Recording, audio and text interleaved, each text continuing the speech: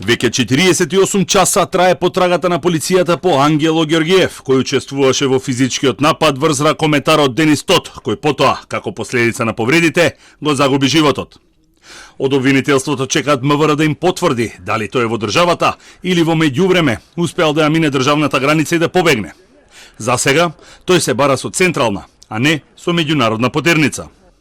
Тој веќе имал судир со законот во Словенија, каде исто така се бара со централна потерница, бидејќи предизвикал сообраќајна незгода, а потоа во објектот каде што престојувал е најдена импровизирана лабораторија за производство на дрога.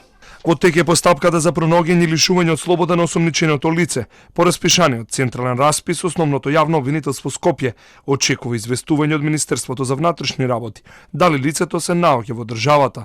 Доколку се утврди дека тој ја напуштил државата, ќе биде распишана и меѓународна потерница. Како се случила лошата проценка на медицинскиот тим, поради која настанаа сите шпекулации во јавноста, здравствениот инспекторат допрва ќе утврдува. Оттаму соопштија дека ги очекуваат изјавите од медицинските лица, но и комплетниот извештај од обдукцијата, заедно со токсиколошката анализа.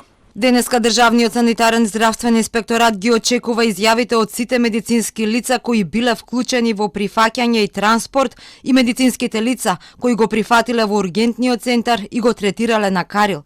Исто така се чека и на извештајот од обдукцијата која извршува Институтот за судска медицина. Инцидентот се случи во четвртокот наутро пред ноќен клуб, каде Тот е нападнат од тројката предводена од Ѓорѓиев, кој прв замавнува кон него. Тот паѓа на земја, а 19-годишната девојка продолжува да го удира.